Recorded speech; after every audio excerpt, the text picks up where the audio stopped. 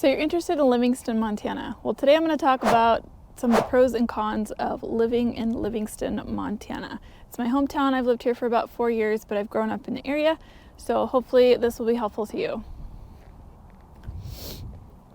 And Maggie is going on my walk with me today. We'll see how this goes.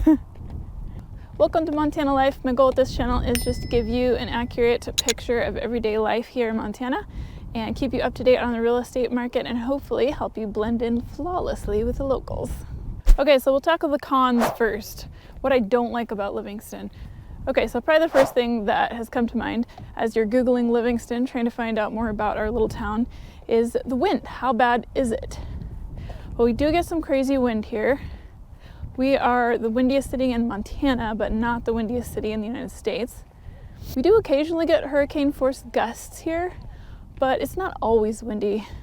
Mostly just the winter and spring and fall. The summers are really nice though. So when it does get crazy windy, a lot of times they will close down I-90 and route all the truckers through town, which can be a bit of a challenge and back things up. They don't do that all the time. It's every couple of weeks in the winter time, depending on the year. But more often than not, you'll see a sign that says high profile vehicles recommended to route through town. One of the other things about Livingston is that you have a mountain pass to deal with, the Bozeman Pass. So a lot of times that one can get pretty nasty in the wintertime. A lot of people do commute from here over to Bozeman because housing prices are a little bit better here, and some of the better paying jobs are over in Bozeman. My husband drives the pass pretty much on a daily basis, and he always says that he sees more wrecks between Belgrade and Bozeman than he does on the pass, and I think that's just because there's a higher number of cars over there, or it could be that all the bad drivers got weeded out. And that's probably one of the other things I would consider when moving to Livingston is we don't have a lot of huge employers over here. Some of our largest employers are the hospital, Printing for Less, and the railroad. But there's certainly a lot of construction companies and maintenance companies, things like that. Small local businesses make up a good majority of our jobs over here. So if you're entrepreneurially minded, it can be a great fit for you. So one of the other drawbacks to Livingston is lack of housing, both housing for sale and rental. I did a quick search on Zillow. They said the average rent in Livingston was $3,300 a month. And the average rent in Bozeman was only $3,000. So we're a smaller town, but our rents could be higher even than Bozeman. I don't necessarily know that that's completely accurate, just because there's a lot of private landlords and not a lot of management companies over here. So that may or may not be super accurate, but anywhere around it, rentals here are very expensive. One of the contributing factors is just the lack of inventory. We're a smaller town, there's just not as much to go around. But there's also the fact that we're near Yellowstone Park, and a lot of people will vacation rent their homes or second homes. So that creates kind of a shortage of long-term rentals. Okay, so now we'll talk about the good stuff. And if you stick around to the end of the video, I'll tell you my absolute favorite thing about Livingston. So while the rental markets might be imbalanced, depending on what data you're collecting, the price of housing, if you're purchasing, is going to be less in Livingston. So you have a lot of people commuting over the pass to their jobs in Bozeman and buying houses here because our median housing price is about $550-ish. And Bozeman, you're right around $750. So it's a big difference and worth the commute to some people.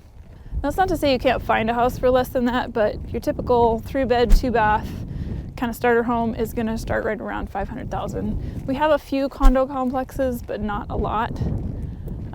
There's a handful of townhouses. For the most part, you're going to have a little bit harder time finding housing here than you are in Bozeman.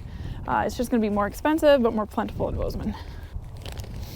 One of the other things I like about Livingston is that they're pretty fiercely loyal to small, locally owned businesses. So if you do own your own business, this might be a good fit for you. We don't have a lot of big chain stores here. Just because there is that pass between us and Bozeman. There's a car coming and I really don't want to look like an idiot, so I might hide for a minute. I'll show you the train so it looks like I'm not filming myself.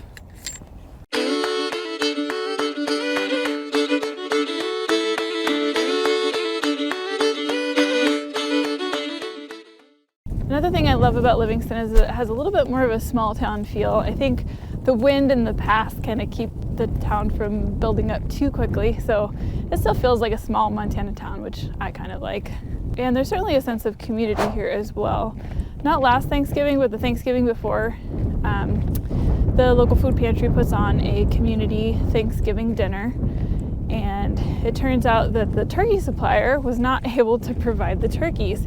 And it was the day that the turkeys needed to start thawing for the big dinner. So I saw about 8:30 in the morning, maybe 9 o'clock, they put out a post on Facebook explaining the situation.